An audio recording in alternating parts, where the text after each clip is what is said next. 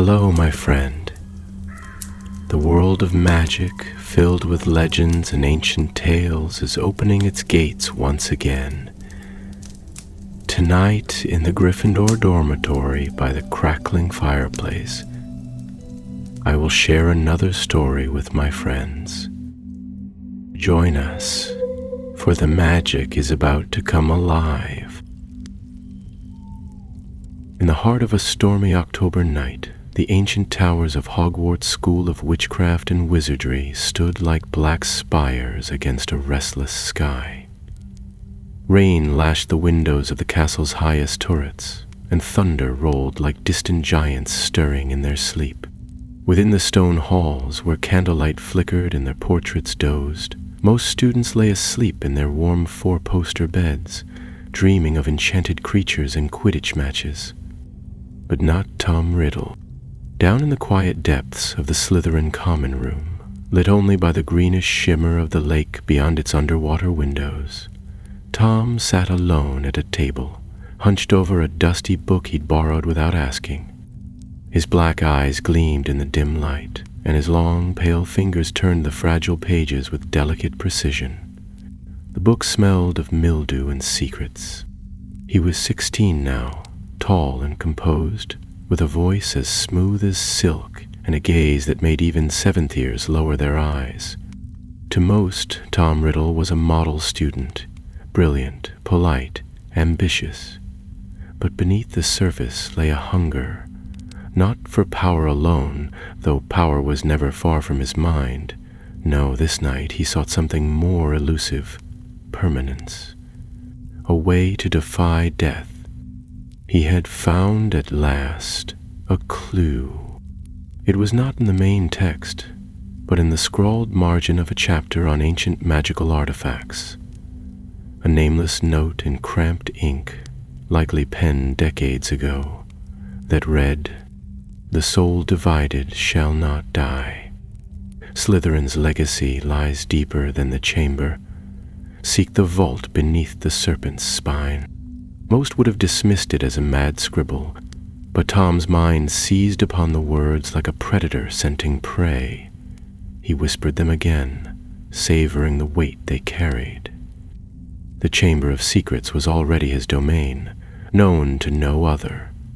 But this, the vault beneath the serpent's spine, this was something else.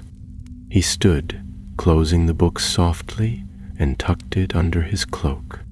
Tonight, he thought, I begin. The corridors were silent as he slipped from the common room, his prefect's badge glinting faintly. He knew the patrol routes. He knew Filch's habits, Mrs. Norris' haunts. He moved like shadow down to the second floor, where a forgotten statue of a basilisk stood in a seldom-used corridor near the old defense against the dark arts classroom. The serpent's spine. He approached the statue, examining it closely. Time had worn its features, but its eyes, stone though they were, seemed to glint with knowing malice. There, beneath the curled stone tail, was something most would never see. A fine seam, nearly invisible, a concealed door. Tom pressed his hand to it. Nothing happened. He frowned, whispering, "Open." Still nothing. Then he hissed, low and sharp, his voice curling into Parseltongue. "Sisuknath." The seam split with a faint grinding noise, and the statue shifted aside, revealing a spiral stairwell that vanished into darkness. Tom did not hesitate. He stepped into the unknown. The air grew colder as he descended. Torches on the walls flickered to life as he passed, casting wild shadows on the damp stone. The stairs wound downward for what felt like hours, until at last they ended at a heavy iron door. Upon it was carved a symbol he recognized, the intertwined snakes of Salazar Slytherin. Tom reached into his robes and drew a slender wand of yew and phoenix feather. He placed the tip to the center of the carving. A faint pulse of green light emanated from it, and the door groaned open. Beyond was a vast cavern, its ceiling lost in darkness, and its walls glittering with veins of silver and emerald. The floor was paved in ancient stone, broken here and there by roots and rubble. At the far end stood a pedestal, upon which rested something that caught Tom's breath. A ring. It was no ordinary ring. Forged of gold so dark it was nearly black, and set with a stone that shimmered like fire trapped in crystal, the ring bore a sigil etched in runes, a name long forgotten save by the heir who now reached for it. But just as his fingers brushed the ring, the shadows stirred. A hiss echoed through the cavern, not snake, but spectral. Something cold unfurled from the darkness like wings of mist. The guardian. Tom stepped back, wand raised. Before him, a shape coalesced. A creature neither ghost nor solid, born of ancient magic and bound to this place. It had no eyes, no face, only a cloaked form and a voice like wind howling through graveyards. "You are not worthy," it said. "Blood alone does not grant passage." Tom's lips curled into a smile. "I am the heir of Slytherin," he said softly. "His blood flows in my veins, and I am ready to prove it." Lightning flared through the cavern as the duel began, not with spells alone, but with riddles of old, trials of cunning, and temptations of the mind. The creature tested him, sought to turn him, confuse him, bind him in fear. But Tom Riddle was no ordinary boy. He was born for darkness, and he was not afraid to embrace it. The spectral guardian moved with eerie grace, drifting above the cavern floor like mist drawn by unseen winds. Its form shimmered with threads of shadow and silver, neither alive nor dead, bound by the ancient magics that sealed the vault. Tom Riddle stepped forward, wand firm in hand, his eyes fixed and unwavering. Though the air around him grew cold and heavy, he did not falter. The guardian had spoken, and its words echoed still in his ears. "You are not worthy." Tom's mind raced. This was no simple test of heritage. It was a trial crafted to defend Slytherin's legacy from those unfit to wield it. He thought of the chamber above, of the basilisk that obeyed only him, of the whispers of immortality he had followed like a thread through centuries of forgotten lore. This vault, and the object within it, held the final piece. "What must I do?" he asked, his voice steady, though it rang hollow in the vast silence. The guardian's answer was a whisper on the edge of hearing. "3 truths guard the ring. One is forged in memory. One lies buried in blood. One is born of choice. Speak them, and pass." Tom frowned, narrowing his eyes. Riddles. He had always excelled at them. Yet this one was layered with meaning, and the presence of the guardian made it clear failure would not be without consequence. He drew in a breath, thinking carefully. A memory, blood, and choice, these were not spells nor passwords. They were tests of self. He stepped forward once more and closed his eyes. "I remember the orphanage," he said, voice low. "The cold, the silence, the way they feared me, even when they didn't understand why. I remember making things happen, things they couldn't explain. That is the memory I offer." A flicker passed through the guardian's form, and the air grew less oppressive. Tom's lips tightened, one truth given. He drew a silver knife from within his robes. It was small, sharp, and wickedly curved. Without hesitation, he drew it across his palm. blood welled up, bright against the pale skin. He let it drip upon the stone floor. My blood is his blood. I am the heir of Salazar Slytherin. That is the second truth. The guardian's form trembled, like smoke caught in a gust. The third truth remained. Tom's brow furrowed. What choice? He had made many. Chosen power, chosen secrecy, chosen to walk paths others feared. But here, now, what was the choice that mattered? His eyes drifted to the ring. He understood then.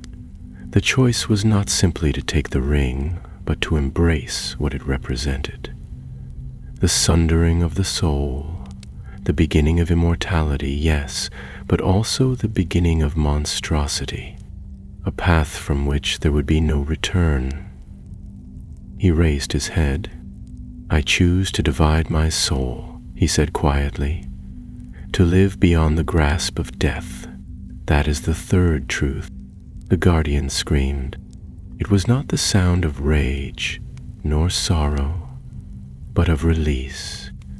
Its form tore apart into spirals of silver mist, dissolving into the stones, into the very air. The silence that followed was deep and ancient, as though even time itself paused to mark the moment. Tom stepped toward the pedestal. The ring gleamed, dark and terrible, the stone at its center pulsing with inner fire. His hand hovered above it, and for a moment, just a moment, he hesitated, and he took it. The moment his fingers closed around the ring, a searing pain shot through him, a bolt of heat and darkness that lanced through his mind. Visions surged, memories not his own, voices speaking in forgotten tongues, a hiss like serpents coiling in his thoughts. The ring was not a passive artifact. It was old, steeped in magic, and it resisted him. But Tom Riddle was not weak. He gritted his teeth and forced his will upon it, drawing the ring into the core of his being. The pain faded, the voices dimmed, and then he felt it, a deep, thudding sense of power, like the slow beat of a dragon's heart. He turned, ring on finger, and left the vault. The spiral stairway carried him upward once more, past silent torches and the lingering sense of something ancient watching from the dark. When he emerged into the corridor once more, the statue slid back into place with a soft grind of stone. The passage was sealed, its secrets hidden once more. Tom did not go back to the common room. Not yet. He walked instead through the castle, silent as a whisper, thinking. The ring burned faintly on his finger, as though aware of its purpose. He would need to prepare. The ritual required more than intent. A life must be taken, a soul must be torn, and he had already chosen the victim. The days that followed were filled with quiet planning. Tom spoke little to others, though his charm never wavered. He answered questions in class with cool precision, offered perfect politeness to professors, and never once let his mask slip. Only Dumbledore watched him with wary eyes, though he said nothing. The man was clever, too clever by far. Tom would have to move quickly. One evening, under the pretense of researching for an essay on ancient curses, Tom returned to the library's restricted section. Madame Pince, never fond of questions, allowed him in with a slip signed by Professor Slughorn, acquired through subtle persuasion, of course. By wand light, he searched among the tomes for the final piece. He found it in a book bound in blackened leather with no title on the spine. The ritual was old, forbidden. It spoke of death, pain, and the mutilation of the soul. It required an object of significance, a death of meaning, and an incantation that twisted through the very fabric of magic. Tom closed the book. He knew what he would do. He had chosen his path. There was no turning back now. The day of the murder came quietly, dressed in the golden robes of late autumn. The trees in the forbidden forest blazed with scarlet and bronze, their branches curling against a pale sky, and the wind whispered secrets through the high windows of the castle. Few noticed Tom Riddle's absence from the Slytherin common room that afternoon. He was, after all, often seen in the library or walking alone through the castle's quieter corridor. Professors trusted him. Students admired him. Only one pair of sharp, old eyes watched from a distance, narrowing slightly as the boy disappeared beyond the clock tower arch and into the shadowed grounds. Tom walked with measured steps, the hem of his black robes brushing the path. Hidden in his pocket was the ring, still warm, still pulsing. In his other hand he held his wand, not raised, not threatening, just ready. He passed Hagrid's hut, though the half-giant was nowhere in sight, and crossed the edge of the forest where the trees grew thick and the light turned greenish through the canopy. He knew this part well. It was quiet here, isolated. No curious eyes, no sudden interruptions. The victim waited ahead. He was a traveler, a muggle who had wandered too close to the boundary charms. Tom had found him days ago, dazed and frightened, unaware of the world he had stumbled into. The boy had not alerted the staff. He had not told anyone. He had fed the man, asked him questions, learned his story. The man had no family, no friends, no one who would miss him. In Tom's mind, that made him the perfect choice. The man sat on a mossy stone, unaware of what was to come. His clothes were torn, his eyes wide with uncertainty. "You came back?" he said as Tom stepped into view, his voice hopeful. "I thought I'd imagined you.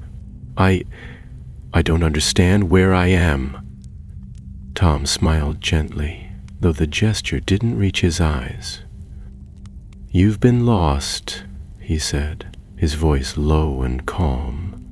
"But you don't need to worry anymore. I can help you." The man stood, stepping forward, his relief plain. "Thank you. I didn't know if anyone would find me. Can you show me the way back to the village?" Tom nodded slowly, his fingers tightening on his wand. "Yes," he said softly, "I can show you the way." The spell came without warning. Avada Kedavra. A flash of green light burst from Tom's wand, and the man crumpled like a puppet with its strings cut, his eyes still wide with unspoken words. The forest was silent. Not a bird stirred, not a leaf moved. Tom stood over the body for a long moment, the weight of what he had done settling not like guilt, but like stone, permanent, solid, necessary. Then he knelt. A ring glinted in the fading light, its surface hungry, waiting. He drew the black-bound book from his cloak and opened it to the marked page. The ritual was inscribed in cruel red ink, its symbols dancing like flame. Tom spoke the words, his voice unwavering, drawing from memory and will alone. The soul tore. He felt it as pain, sharp, searing, a cry from within that echoed through the chambers of his mind. Something slipped from him, unseen but known, and vanished into the ring. The magic around him twisted and tightened, sealing the fragment within the artifact. When the spell ended, the light dimmed, and Tom staggered back, breathless, cold, but triumphant. It was done. He stood, ring clenched in his fist, and looked at the still body on the forest floor. There was no remorse, only the certainty that he had taken a step no other student, no other wizard had dared. He had pierced the veil. He had become something more.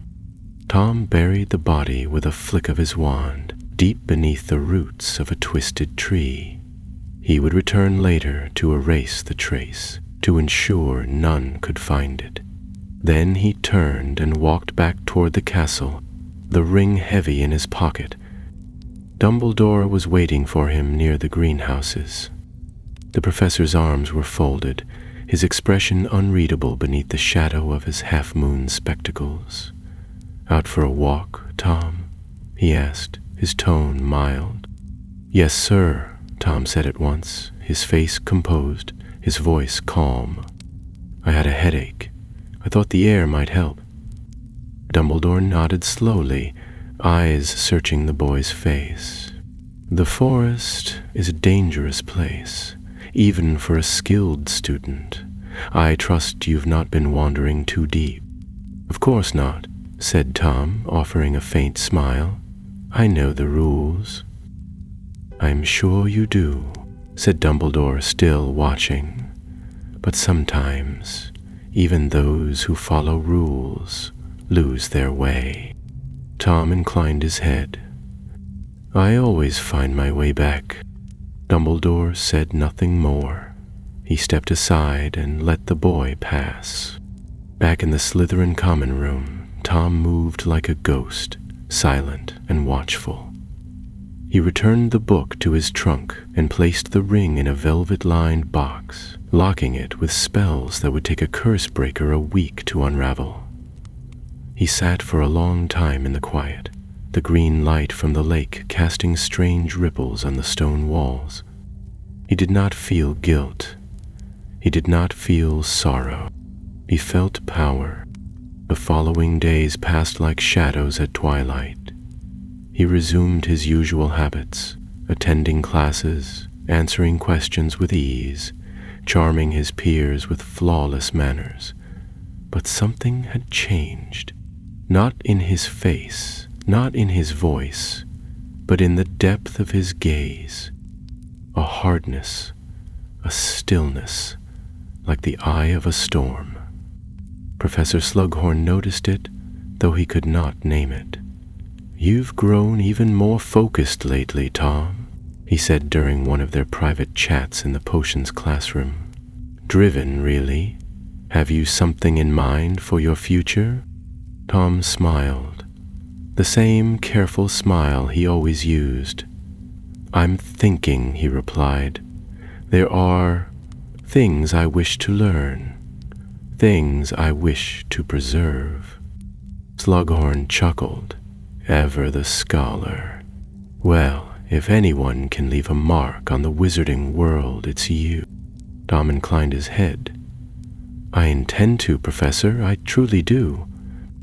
And in the quiet of his dormitory, as his roommates snored softly in their beds and the castle breathed its ancient breath, Tom Riddle stared at the locked box beneath his bed and whispered to the darkness.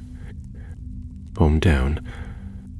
Winter crept upon Hogwarts with a quiet persistence, dusting the castle's steep rooftops with snow and icing the lake with a brittle silver sheen. The air grew sharper and the days shorter, until even the castle ghosts seemed to drift slower through the halls, their mournful trails blurring in the icy drafts that snuck between the stones. Most students welcomed the season, gathering in the great hall beneath garlands of evergreen and enchanted snowflakes. But for Tom Riddle, winter meant something else. It meant silence and time and shadows in which to work unseen. He had begun his study of the soul months ago, but now his questions turned deeper, darker. The ring was locked away, hidden from all eyes, but it was no longer enough. He knew the magic had worked. He had felt the sundering, but theory was not proof, and Tom did not rely on hope. He needed more. He needed to understand the full extent of the transformation he had begun. He returned to the restricted section night after night, careful as ever, quiet as breath. The librarians grew used to his presence, for his reputation protected him. He was head boy now, a trusted leader, a shining example to his house and beyond. Even Dumbledore had ceased his subtle questions, though his gaze still lingered longer than Tom liked. Still, he came no closer to discovering what lay beneath the boy's calm facade. One night, in the flickering half-light of his wand, Tom found a book bound in cracked dragonhide, its spine brittle and pages faded. It bore no title, but a single rune was etched into its cover, one he had seen before, carved into the pedestal beneath the ring.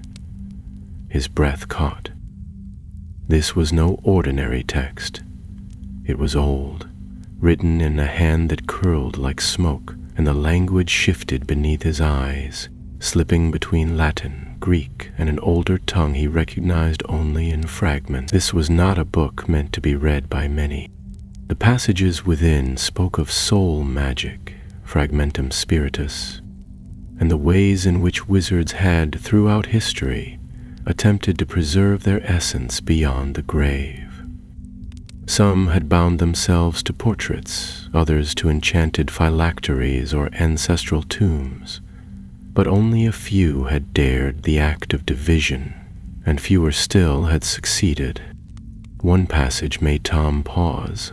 It spoke of multiple anchors, of a method through which a wizard could shatter their soul more than once, if they had the strength, the knowledge, and the ruthlessness to bear it. 7, the text said, was the most powerful number in magic. 7 pieces of a soul would make the whole unbreakable. The idea caught fire in Tom's mind. He sat back, heart pounding. One Horcrux had given him power, yes, but 7 would make him invincible. It would take time, it would take care, but already the path stretched before him clear and certain. Still, he would need to move carefully. The ring had left traces, magical echoes that even now pulsed faintly in the room when he brought it forth. He could not risk another object being so easily traced. The next Horcrux would have to be something unsuspected, something symbolic. He thought of Hogwarts, of its founders and the objects they had left behind, relics of power. What better vessels could exist? He closed the book with a soft thud and returned it to the shelf, its secrets now engraved in his mind. By morning, he had a new purpose. The next step would be to locate one of the founders' artifacts, and from them fashion the remainder of his immortality. That week, Tom began visiting the Room of Requirement. He had discovered it earlier that year, quite by accident, when searching for a quiet place to read. It was a curious chamber, unmarked on any map, hidden behind a stretch of bare wall on the 7th floor. But if one walked past 3 times, thinking carefully of what they needed, the room would appear, changing its shape to suit the seeker. To others, it provided storage or training or solitude. To Tom, it became a sanctuary, a place to think, to plan, to hide the darkest parts of himself. He began using it as a vault. The ring, now encased in enchanted iron, was moved there beneath layers of magical wards. He began gathering other objects, cursed trinkets, old heirlooms, enchanted scraps from forgotten corners of the castle. None were worthy yet, but the room grew fuller with each visit. Already, he was thinking of the future. It was there, one evening, as he examined a cracked goblet once used by a long-dead Hufflepuff student, that the door creaked behind him. Tom spun, wand raised, but it was only a boy, 6th year Ravenclaw, nervous and pale. "I didn't mean to intrude," the boy stammered. "I didn't know anyone else used this room." Tom lowered his wand slowly. "What did you see?" "Nothing," the boy said quickly. "Just things. Junk, really. I was looking for a place to hide my potions book." Slughorn's got it in, stepped closer, studying him. The boy's name was Dalton Rush, if memory served. Bright, forgettable, weak. "You won't come back here," Tom said quietly. "This is my space. Do you understand?" "Yes," said Dalton at once. "I swear. I won't say anything." Tom gave him a long look, then nodded. "Good." Dalton turned and fled, his footsteps fading down the corridor. Tom watched him go, then turned back to the cluttered room. He knew weakness when he saw it, and he knew how it could become dangerous. Secrets were fragile. If Dalton spoke to the wrong person, even in passing, it could bring scrutiny. He would have to ensure the boy kept his silence. The next day, Dalton did not come to breakfast, nor to Charms. By evening, whispers had begun. He had not been seen since last night, and Filch was searching the castle with Mrs. Norris, but no one could find a trace. No one, save Tom Riddle. In the depths of the room of requirement, beneath layers of rubble and ruined desks, lay a suitcase with fresh dirt on its corners, and Dalton Rush's name scratched in fading ink, still visible on the side. Tom had made his second kill, but this time there was no ritual, no Horcrux, only silence. It was not yet time. He would wait for something greater, something worthy.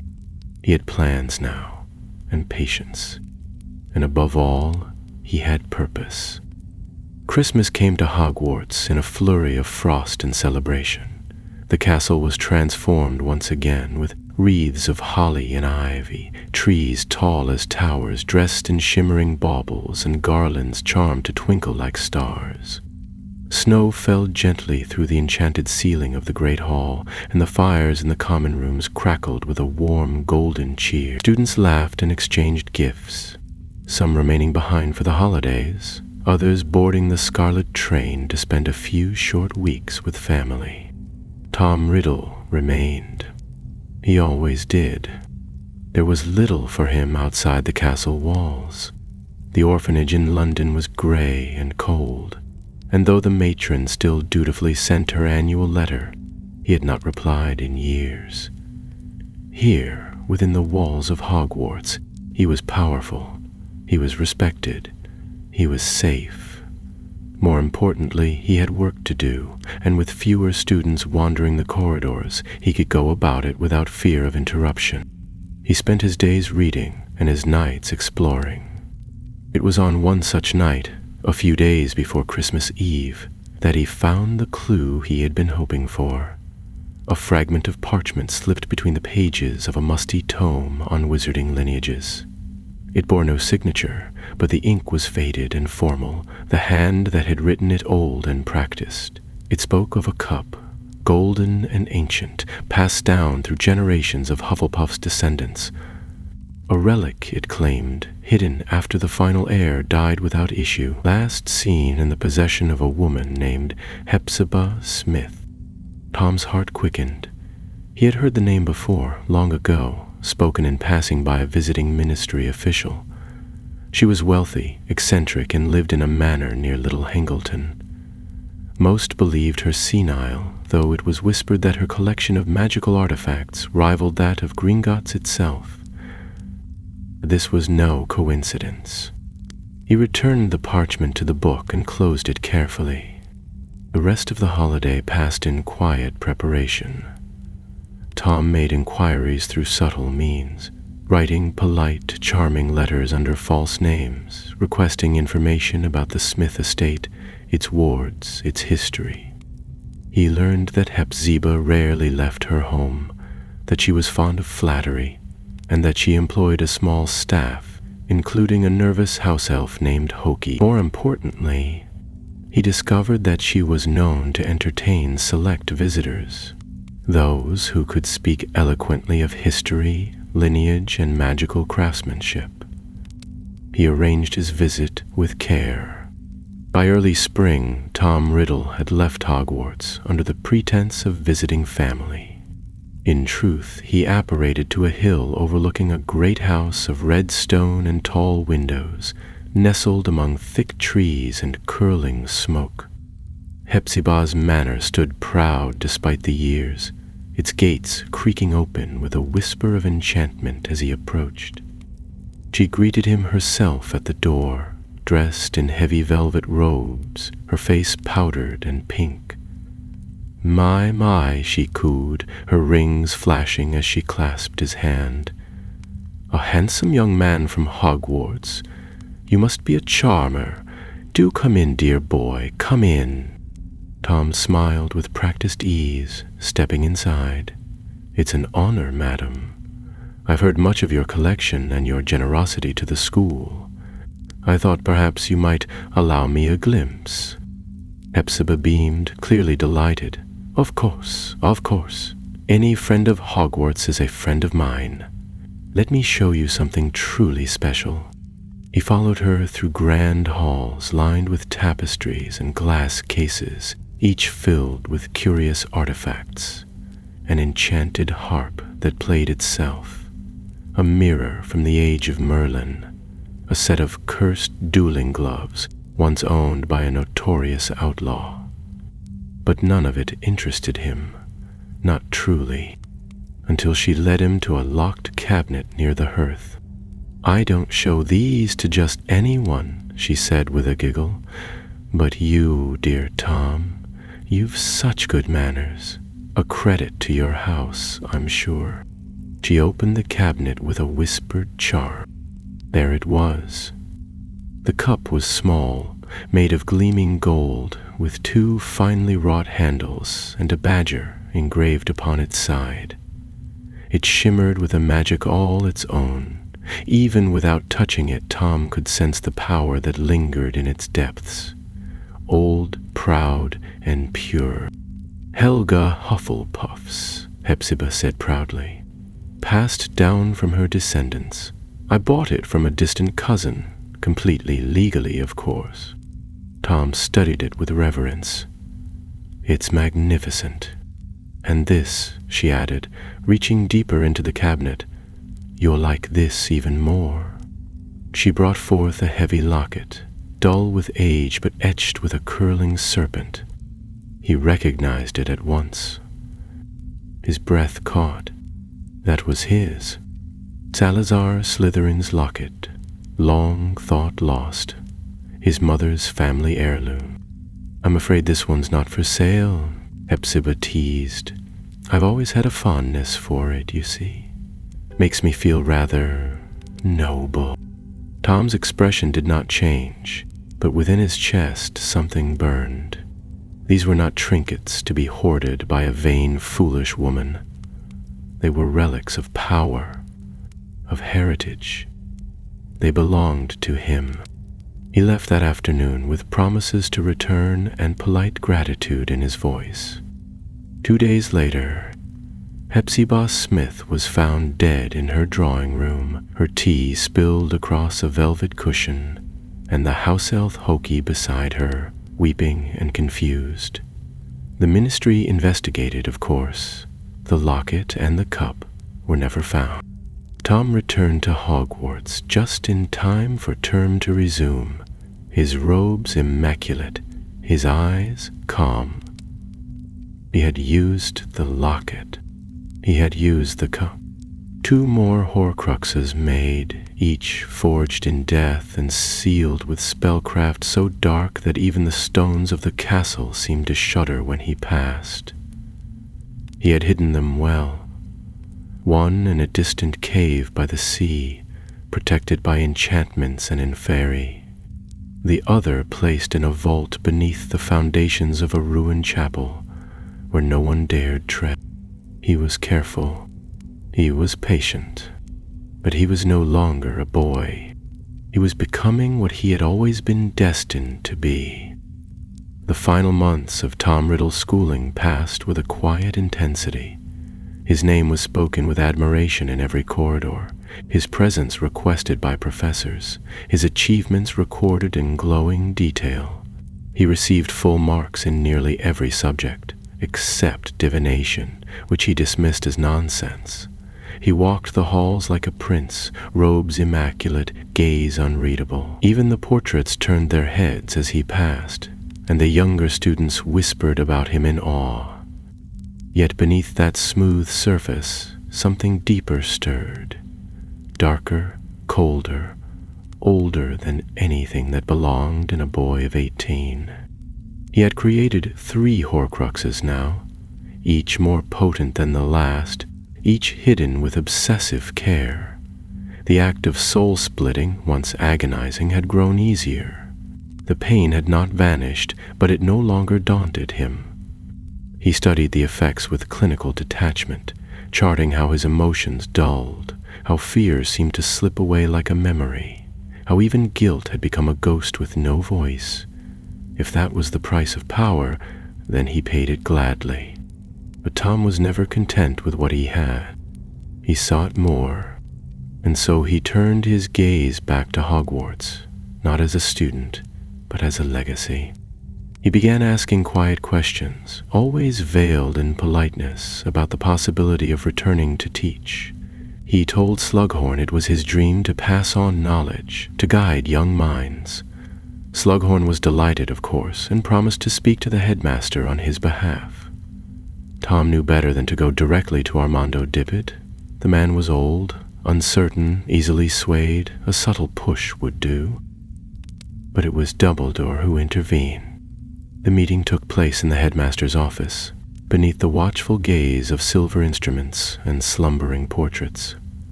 Tom sat with perfect poise, his expression earnest, his hands folded neatly.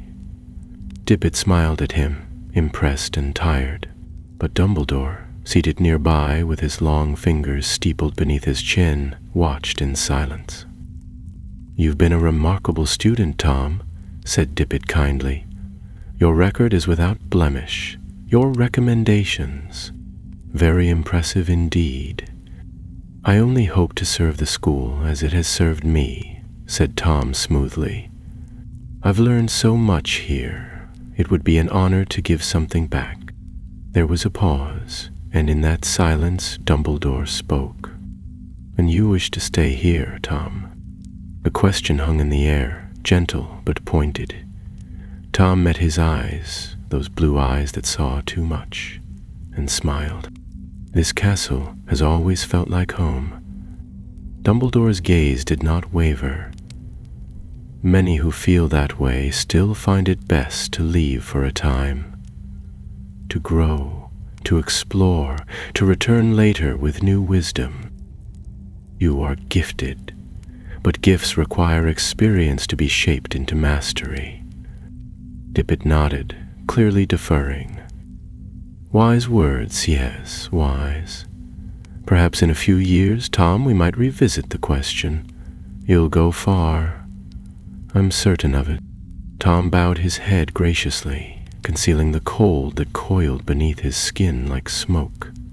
He thanked them and left the office without delay, his footsteps quiet but tight with suppressed fury. He knew then that Dumbledore had guessed too much. The rejection did not humble him. It hardened him.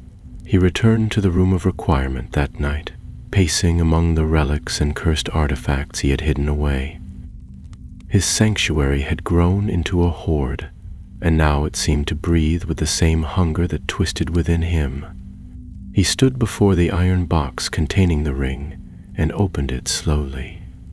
The stone within the ring still pulsed, though faintly, and Tom stared at it for a long time. He would not beg for a place here.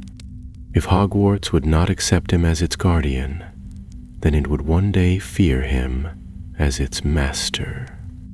Graduation came with little ceremony for him. He delivered the farewell speech, of course, eloquent, measured, inspiring. Applause rang through the great hall, and Dippet praised him before the assembled school. But Dumbledore watched in silence, and Tom saw in his expression the one thing he had begun to crave above all else: chat. He left the castle behind that June with a calm smile and a storm in his chest. London greeted him with rain and noise and the smog of the Muggle world. He did not linger. He secured a modest flat under a false name, then began his work at Diagon Burke's in Nocturne Alley, a shop thick with dust and secrets, known for acquiring dangerous magical items and selling them with discretion. It was not where most would expect a boy like Tom Riddle to go after Hogwarts, but it suited his purposes perfectly. There, he learned the value of objects, the way a locket might be worth more than a man's life, the way a cursed mirror could carry a story no one dared repeat. He was charming with customers, meticulous in his dealings and quiet in his questions. He learned who was vulnerable, who had relics passed down through bloodlines, who kept cursed heirlooms locked in basements and vaults. Some of the items he acquired for the shop, others he took for himself. His charm opened doors that would have been barred to others. He visited old manors, dined with crumbling, wizarding families, smiled at lonely widows with vaults full of forgotten treasure. His name opened every gate, until one evening, years after leaving Hogwarts, he returned to Little Hangleton. The Riddle house stood at the top of the hill, silent and cold, its windows shuttered, its garden overgrown. The villagers whispered about it still, how the wealthy family had been found dead, all three at once, with no signs of violence, their faces frozen in terror. The house had stood empty since then. Tom walked its halls like a ghost returning home. He had killed them years ago, though no one had ever proved it. His father, Thomas Riddle, and the grandparents who had raised him. Muggles, all of them. He remembered that night well. How the magic had surged, wild and exhilarating. How he had watched the life leave his father's eyes without the smallest flicker of emotion. Now he stood in the drawing room where they had fallen and drew out a new object, a simple silver ring, polished, unadorned. It was time again. He performed the ritual beneath the high-beamed ceiling, his wand moving in arcs drawn from memory. The magic cracked the silence like thunder. Another death was required, and he had brought it with him. An old man, half mad, who had served the house in its prime. The soul splintered. The Horcrux was sealed. And Tom Riddle stood a little less human than he had been the day before. He left the house and vanished into the night, the silver ring locked in a box of obsidian and hidden in a place no living soul would find. He had 4 now, and still he was not finished.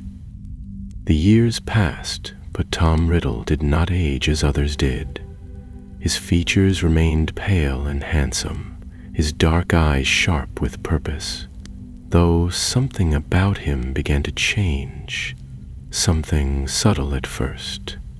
The warmth of his voice thinned, the color in his cheeks faded, and there were whispers that he could quiet a room simply by entering it. His employers at Diagon Burke's praised his efficiency, but grew uneasy in his presence, especially when he returned from solitary expeditions with strange artifacts and an expression that gave away nothing. Some said he could make objects obey without speaking a word. Others noticed how the lights dimmed ever so slightly when he passed. Whatever charm had once veiled his nature was beginning to slip. He left the shop quietly one winter morning and never returned. By then he had what he needed. The identities he used changed with the seasons, sometimes Thomas, sometimes Marvolo, sometimes names borrowed from older families with no heirs left to protest.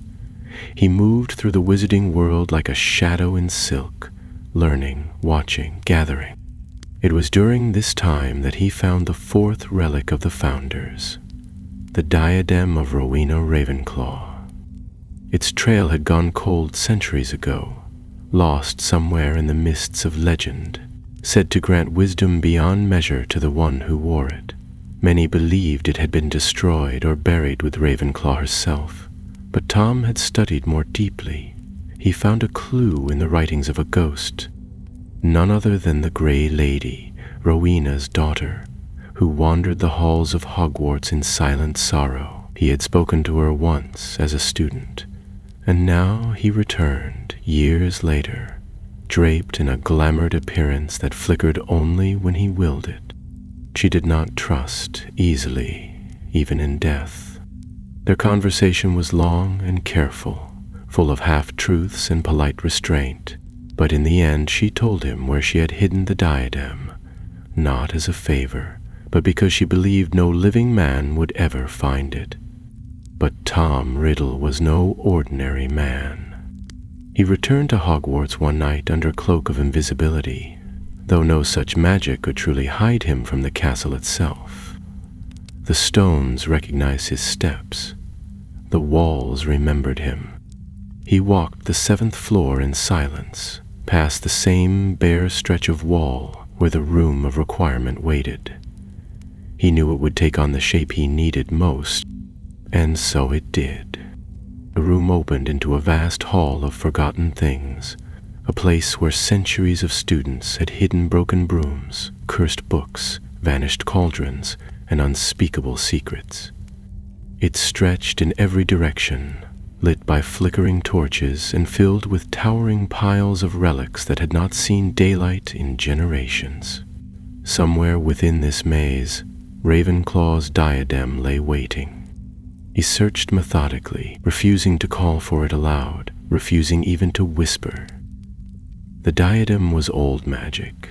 It would not reveal itself so easily. It took him hours, but eventually he found it.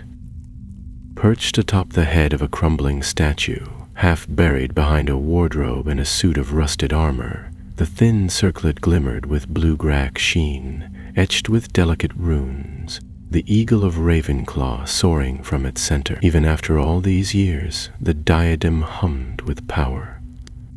He held it in his hands for a long time. He could feel the intelligence bound within it, not alive, but not entirely asleep. It resisted him at first, a gentle shudder like wind across a mirror, but he bent his will upon it, forced it into silence. This relic would become his next anchor. There was no victim within the castle, of course. He would not risk discovery.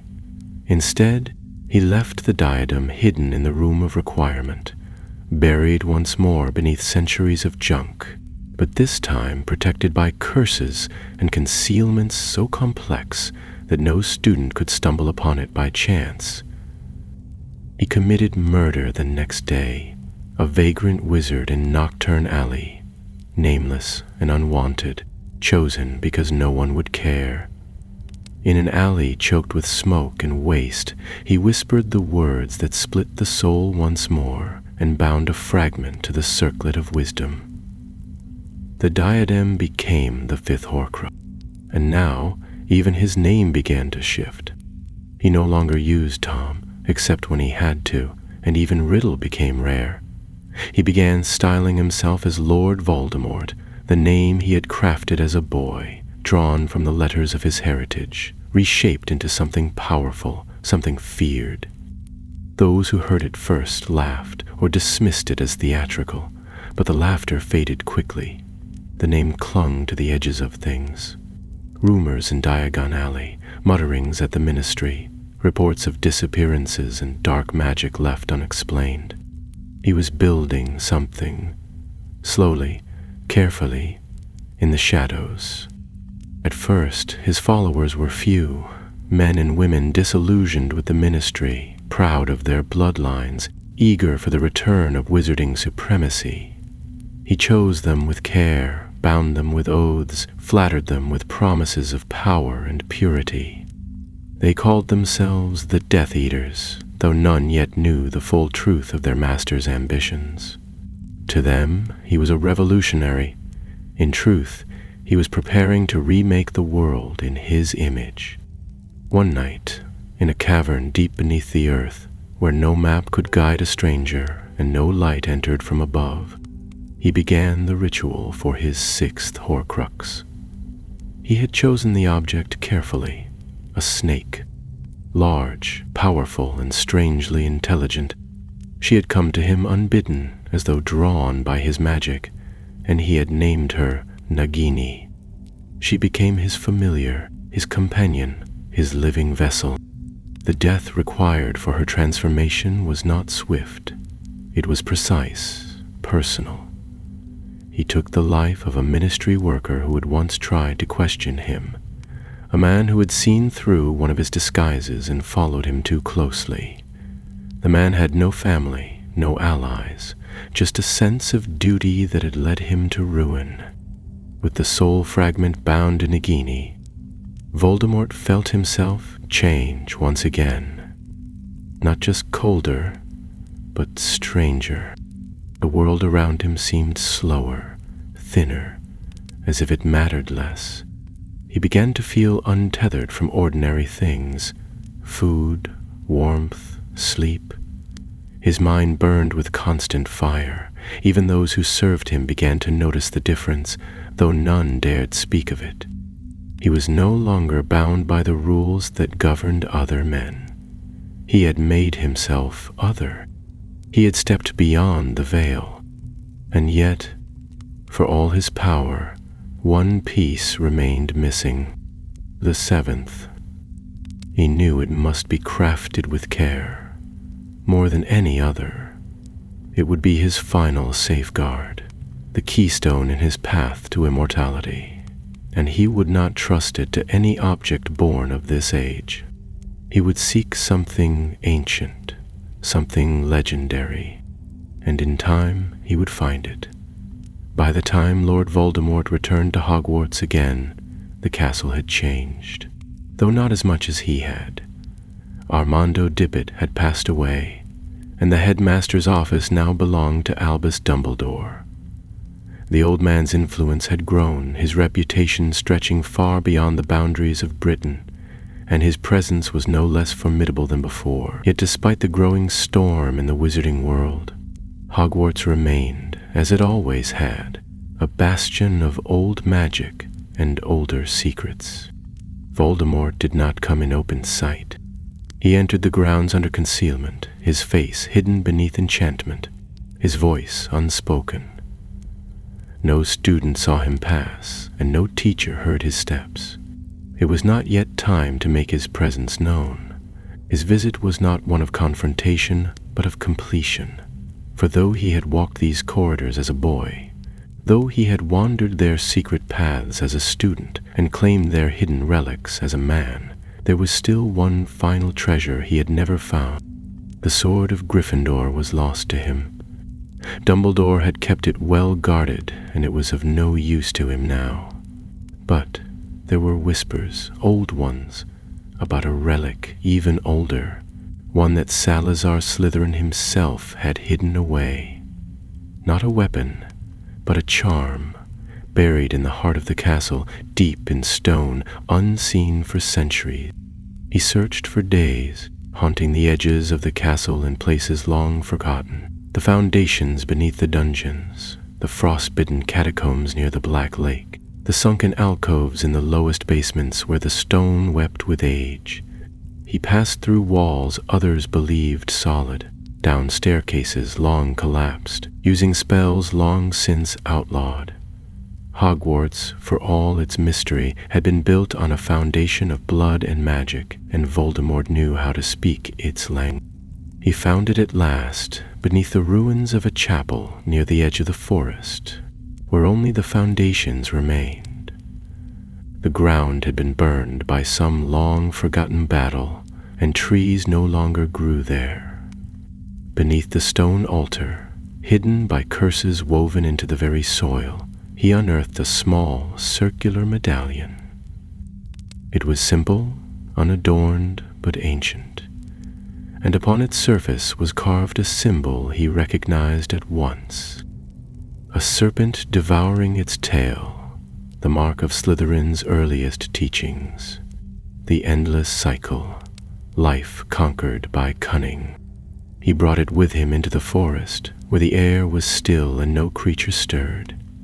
There, in a grove so quiet even the birds held their tongues, he performed the ritual for the seventh and final Horcrux.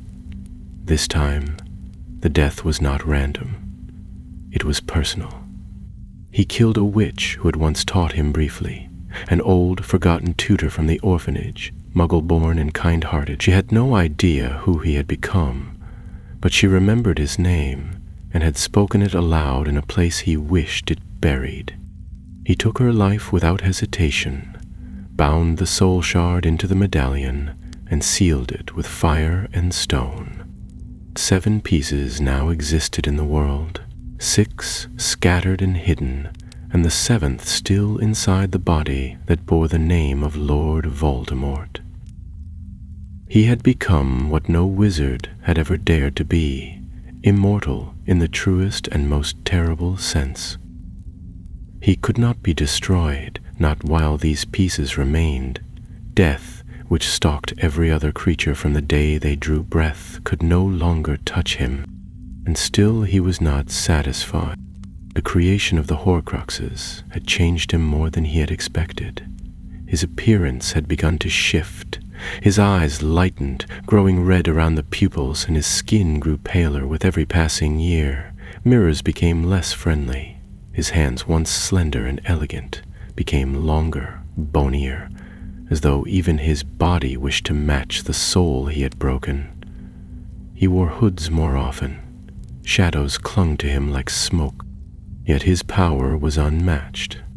The ministry did not yet speak his name aloud, but they had begun to fear him. Whispers of dark magic, of disappearances and infernal pacts filled the alleys of Nocturne and the halls of the Wizengamot. A few brave Aurors had begun to investigate, and a few fools had tried to stand against him. All had failed. His followers had grown in number, their loyalty bound by fear and fascination. They called him the Dark Lord now, and knelt when they spoke his name. They did not know the whole truth, of course. They did not know that the man they served was no longer entirely a man, but something other, something twisted into permanence. He told them of the future he would bring, of bloodline purity, of a world ruled by strength and ancient magic. But what he truly desired he kept for himself.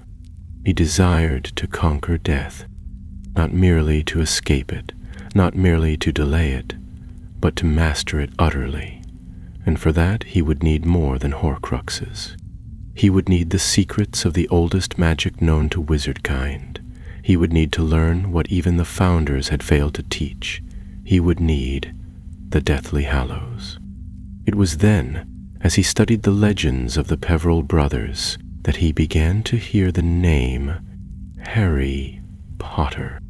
At first, it was a name among many, a child born to a family with no particular power, living in a quiet village, not yet old enough for school. But prophecies have a way of moving faster than logic, and soon enough he learned what had been spoken in the Department of Mysteries, that a child would be born who had the power to vanquish the Dark Lord. It amused him. The prophecy had no name, no certainty.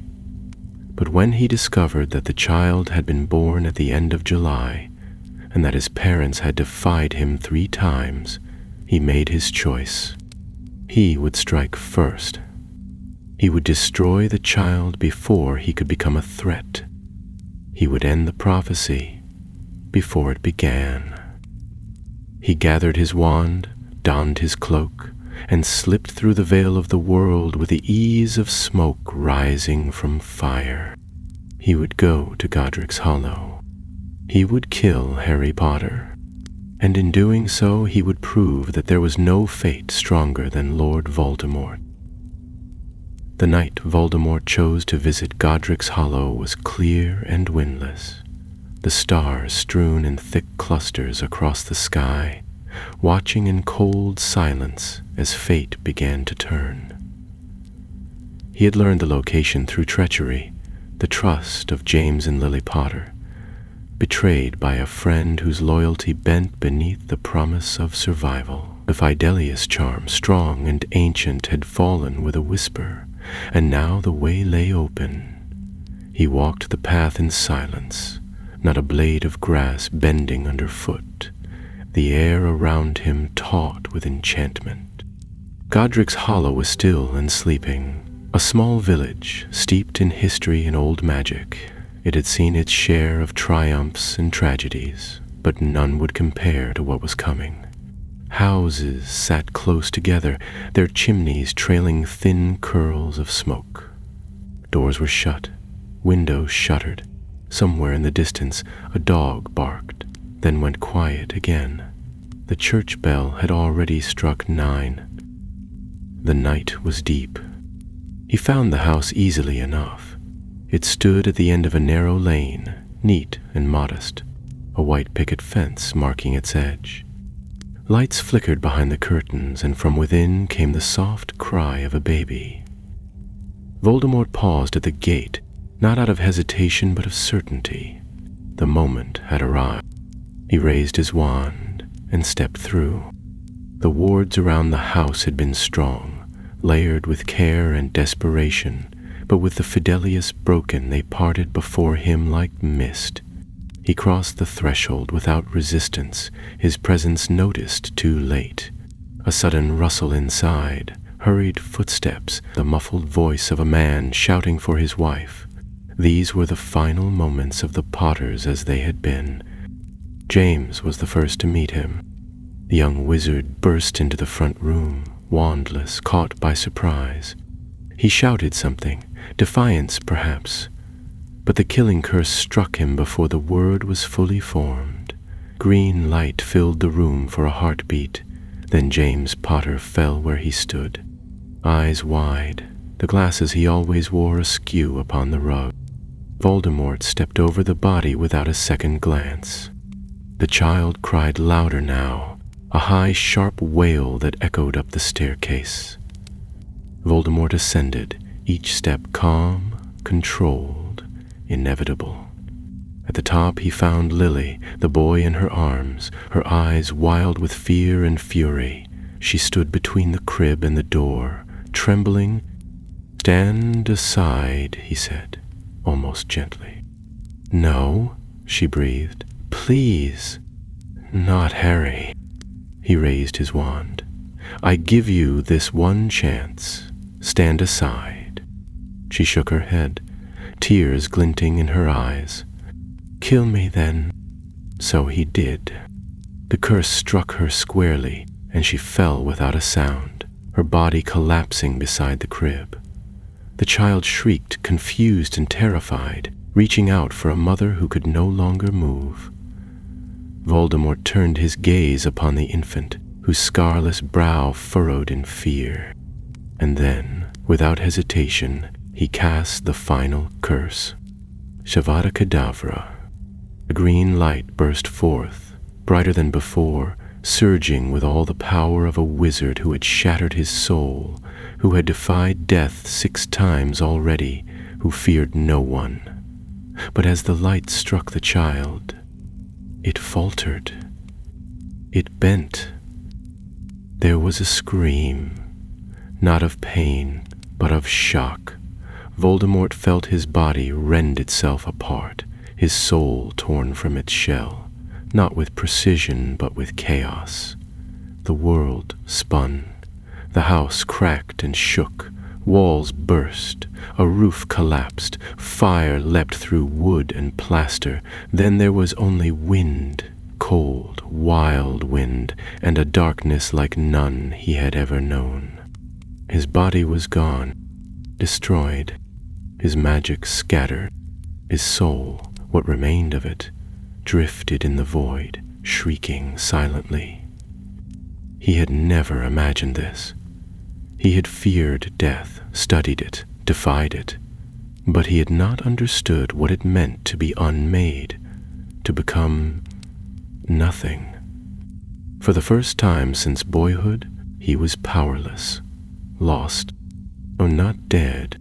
The Horcruxes held him, Each fragment, hidden and protected, anchored him still to the living world.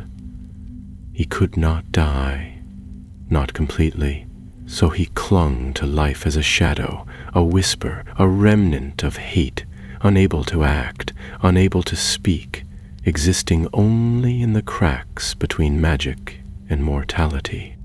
Time passed in darkness. He tried to return, to possess the living, but few could bear his presence. His rage consumed them. His magic broke them. He wandered, spirit-like, from place to place, feeding on fear, waiting for a path back. He learned, eventually, of the child he had failed to kill. The boy had survived. Harry Potter. The name became a beacon and a wound.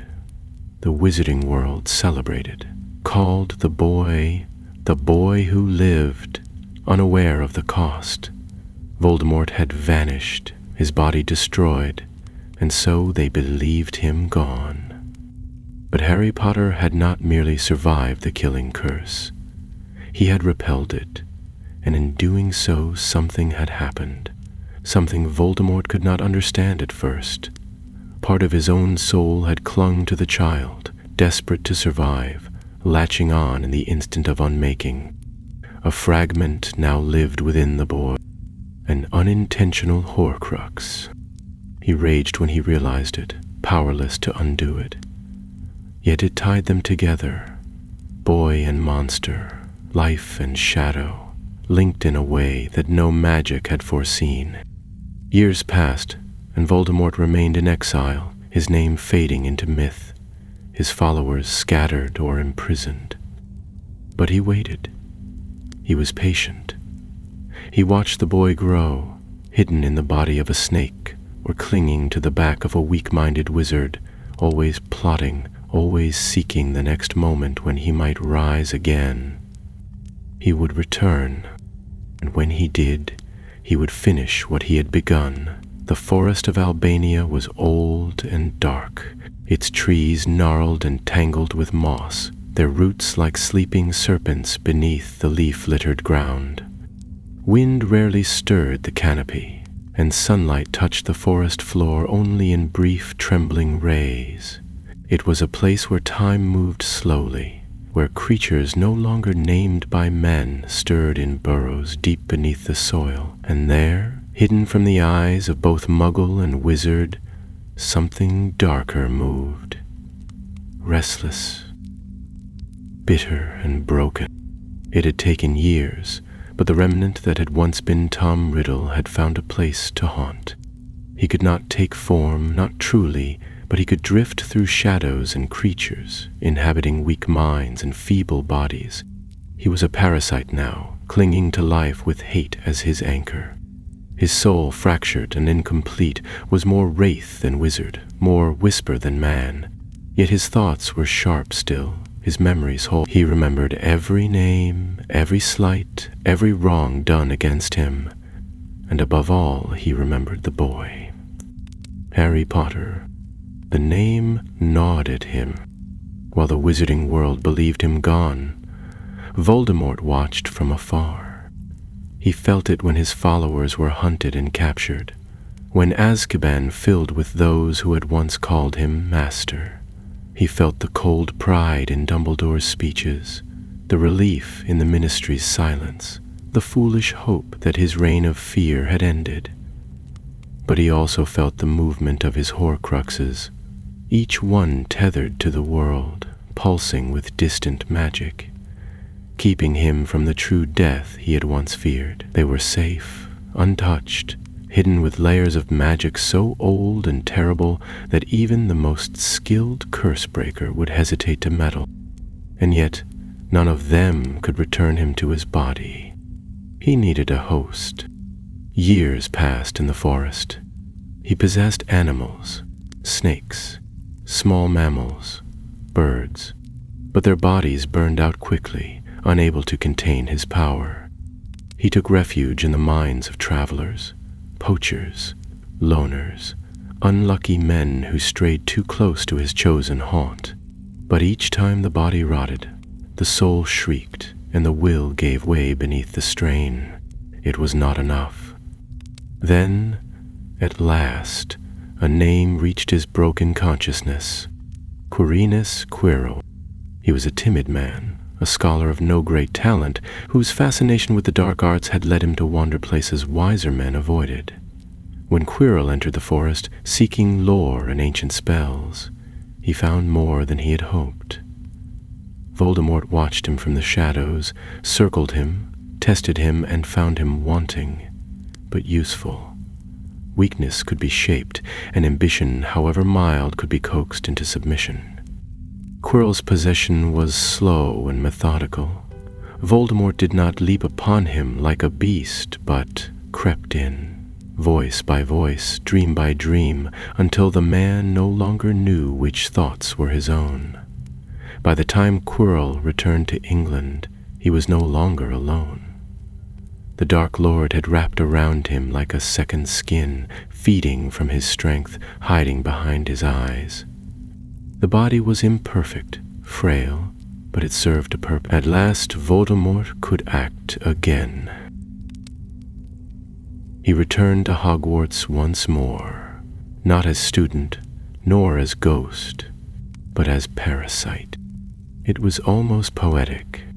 He took the defense against the dark arts post, a position cursed by his own hand years ago, and watched the boy from afar. Harry Potter was no longer an infant. He had grown into a wiry, stubborn child, with his mother's eyes and his father's insolence. He looked nothing like a threat, and yet, when Voldemort drew near, he felt something in the air shift, a pull, a resistance. The scar on the boy's head glowed faintly with old magic, and Voldemort, deep within Quirrell's mind, recoiled at its heat. Still, he pressed forward. He sought the Philosopher's Stone, hidden within the castle, protected by spells and riddles and monstrous guardians.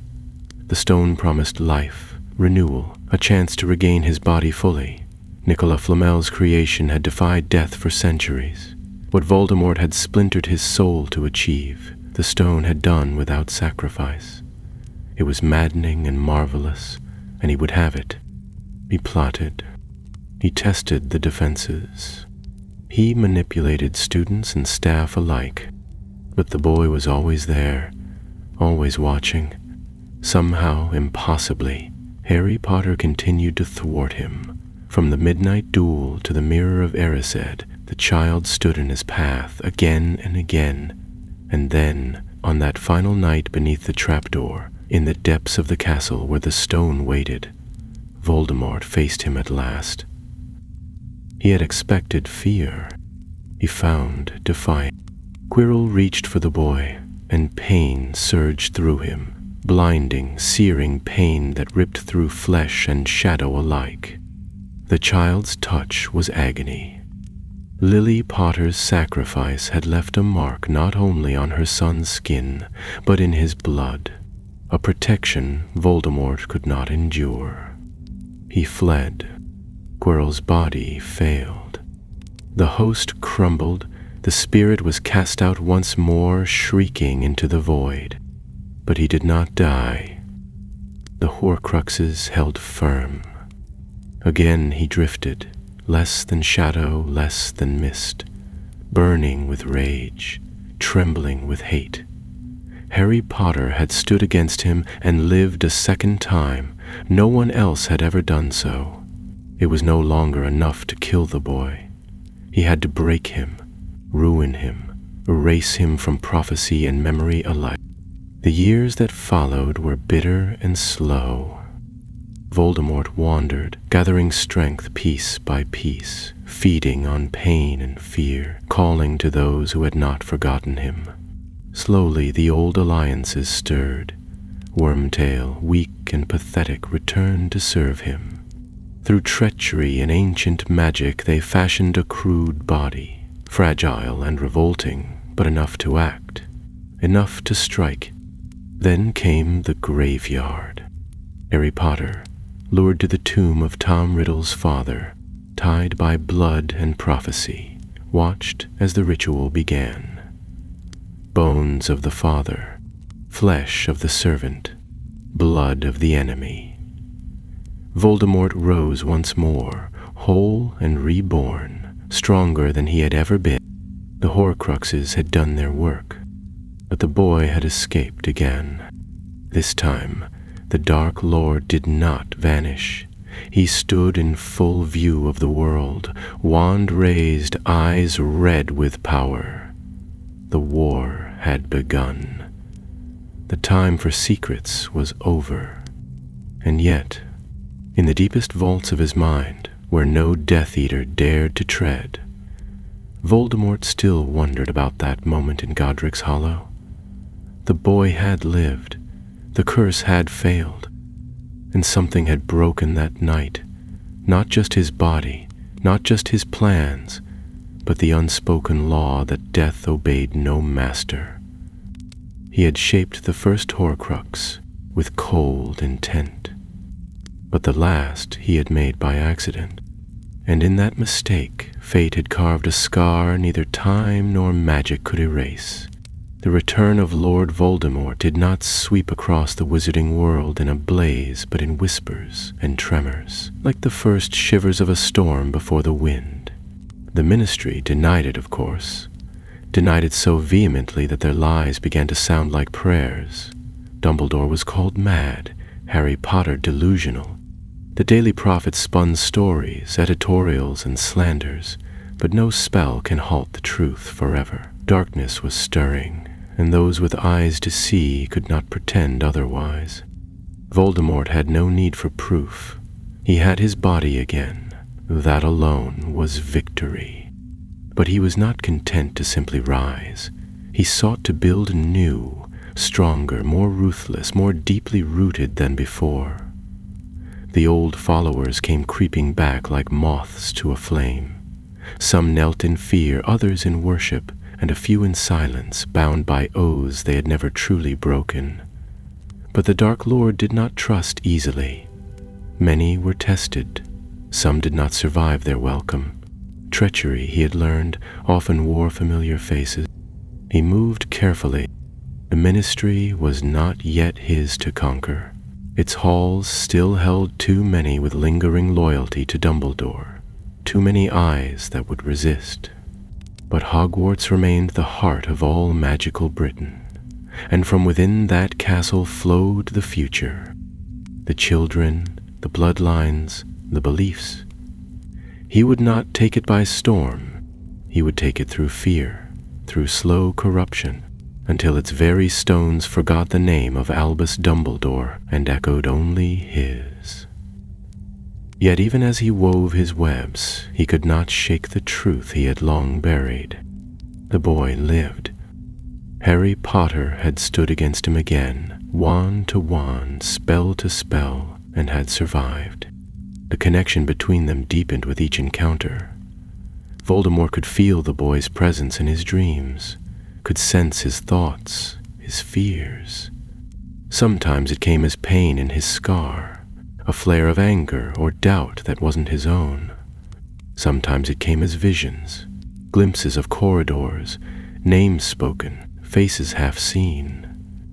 The link born of the failed curse had become more than a mark. It was a bridge. He turned this to his advantage. He sent dreams, crafted visions, lured the boy where he wanted him. It was in the Department of Mysteries that he nearly succeeded. There, among the spinning prophecies and the whispering veils, Harry had come, brave and foolish as always, surrounded by his friends, all believing they could resist him, and for a time it had seemed they might. But when the Death Eaters closed in, when spells flew like arrows and the battle rang through the chamber, Voldemort himself had appeared. He struck down foes like shadows, his rage a living storm. And then, when the boy stood alone, trembling but defiant, Dumbledore came. Their duel had shaken the very walls. Fire and water, glass and stone. They clashed with a fury not seen since the days of Grindelwald. Voldemort had no fear of the old man, but Dumbledore fought not for power, but for protection, and that gave him strength. When the battle ended, Voldemort had vanished, unwilling to waste his reborn body in a battle not yet meant to be won. The world could deny him no longer. The Ministry saw him with their own eyes. Fudge was forced to speak the truth. The newspapers turned. The wizarding world awoke at last, and with that awakening came fear, suspicion, and change. Voldemort did not retreat. He expanded. He infiltrated. Where force failed, he used whispers. Where spells could not reach, he sent fear instead. But still he watched the boy. He learned of the prophecy in full, how only one could live while the others survived. He did not believe in fate, not truly, but this he could not ignore. The boy was not just a nuisance. He was the final thread in a tapestry Voldemort had spent decades weaving, and the only way to cut it was to end him once and for all. He hunted the rest of the Horcruxes with a cold precision. He checked each hiding place, reinforced each enchantment, the locket, the cup, the diadem. He walked the paths he had once sealed and watched for signs of tampering. All seemed secure. The cave still drank the sea. The room of requirement still shifted to his will. The cup lay safe within the Lestrange vault, guarded by dragonfire and goblin greed. Yet he felt unease. He knew Dumbledore was dying. The old wizard had grown frail. Whispers of illness, of cursed injuries floated through the ranks of the Death Eaters. Voldemort did not celebrate. He had always wanted to destroy Dumbledore himself, but his death, should it come soon, would open the castle, break its protections. There was opportunity in grief. He set his pieces in place. Draco Malfoy, young and proud, was given a task too great for him. The boy was bait, distraction, a spark to light the fuse. The true assassin was trusted Snape, whose loyalty had always walked a knife's edge, was called upon to swear the unbreakable vow. If he succeeded, Hogwarts would fall into chaos. If he failed, Voldemort would strike through the wreckage. And in time, it happened. Dumbledore fell from the astronomy tower, slain by a spell that echoed through every stone of the castle. The boy had been there, frozen, helpless. His protector was gone. The final battle had drawn near. Yet still, the Horcruxes were not untouched. Slowly, carefully, his enemies moved. Dumbledore had known more than Voldemort had guessed. The old man had searched. The boy now searched in his place. One by one, the anchors that held him to the world were being destroyed, each loss a shudder in his soul. The diary had been the first, lost in the Chamber of Secrets to a basilisk fang. The ring, his grandfather's heirloom, had been found and shattered. The locket, gone. The cup, taken. Even the diadem, hidden so well, had fallen. Nagini, faithful and fierce, remained. But there was one more he had not known, the one within the boy. It was this truth that shook him most. Not because he had made the Horcrux in error, but because it meant he could not win without dying himself. To kill Harry Potter would mean the death of the last piece of his soul, and yet to leave him alive would be to live in fear. But there was no choice. He would kill the boy, even if it meant facing death one final time. The Battle of Hogwarts began not with the roar of war, but with silence. A stillness settled over the castle grounds as the final hour approached, the kind that comes before a storm breaks. The air hung heavy, charged with magic and mourning. Students, professors, and members of the Order gathered behind stone walls, their faces pale but resolute. Above them, the sky churned, thick with rolling clouds that glowed faintly red as though the setting sun itself recoiled from what was to come. Lord Voldemort stood in the forbidden forest, wreathed in darkness, his pale face lit only by the cold gleam of his wand. Around him, the Death Eaters waited, hooded, silent, expectant. Giants stirred among the trees. Dementors glided between trunks like shadows made flesh. Werewolves crouched in the underbrush. He had brought every terror he commanded, every piece of the nightmare he had become, and he would unleash them all if the castle did not yield. But Hogwarts did not yield. Within the walls, old enchantments awakened. Statues marched, armor clanged, ghosts floated with purpose, their voices raised in defense of the place they had never truly left. McGonagall and Flitwick wove protective spells that shimmered in the air like ancient runes drawn in flame. Hagrid readied the gates, his massive frame shadowed beneath the arch. The portraits on the walls whispered warnings through the halls, and the room of requirement flared to life with the hum of hidden power. Voldemort sent his first wave forward. It struck like lightning. Walls trembled, towers shook, and the sky split with spells. Explosions lit the night in bursts of color and flame. The defenders held the gates, pushed back the giants, drove off the first wave of Dementors with silver Patronuses blazing like stars. But the battle was only beginning. Voldemort did not fight at first. He waited. He watched. He knew the boy would come. The prophecy demanded it. And in time he felt him. Harry Potter had returned to the castle, not with fury or bravado, but with quiet purpose. He moved through the halls with the weight of destiny upon his shoulders. His friends followed, Ron and Hermione loyal and unyielding. Together they sought the final Horcrux, the last piece Voldemort had guarded, Nagini. But he would not let her fall so easily. He hid the serpent within a protective sphere of magic, bound her to his very life. The snake coiled near him in the forest, eyes gleaming, tongue flickering, sensing the blood of battle. She was more than a pet now. She was the last anchor. If she died, he would be truly mortal once more. Inside the castle, the losses mounted. Fred Weasley had fallen, laughter silenced in the blast of a wall's collapse. Remus Lupin and Nymphadora Tonks lay side by side in death, their wands fallen from limp hands. The floor of the great hall ran with ash and shattered stone. Still the defenders fought. And then, in the stillness between two volleys of spells, Voldemort's voice filled the sky.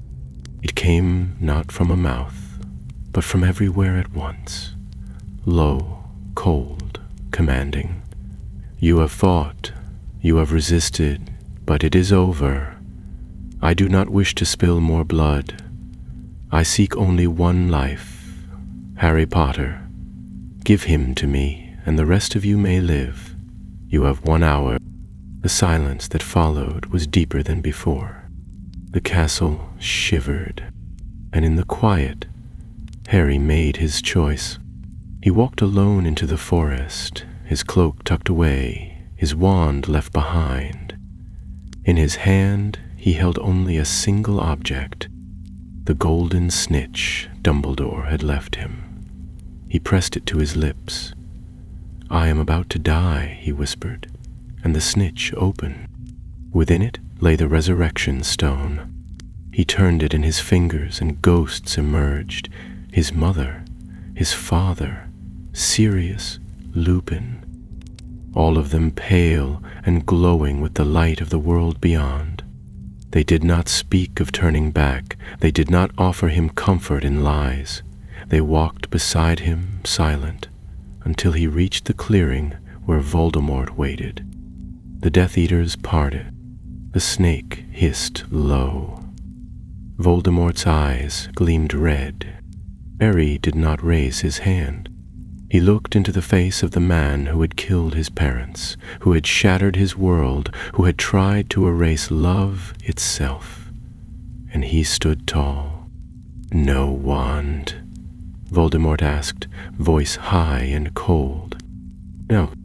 Then you die like your father, bravely but pointlessly." He raised his wand. Avada Kedavra. The green light struck Harry in the chest. He fell, but something else fell too. In the space between life and death, Harry awoke.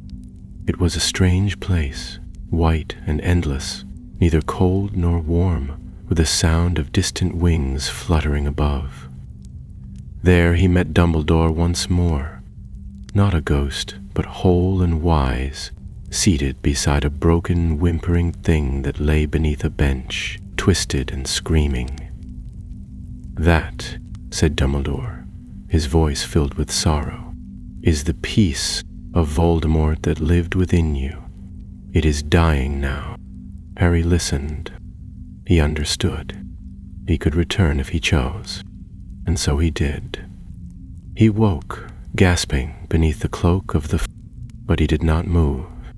Voldemort, believing him dead, ordered the body carried back to the castle.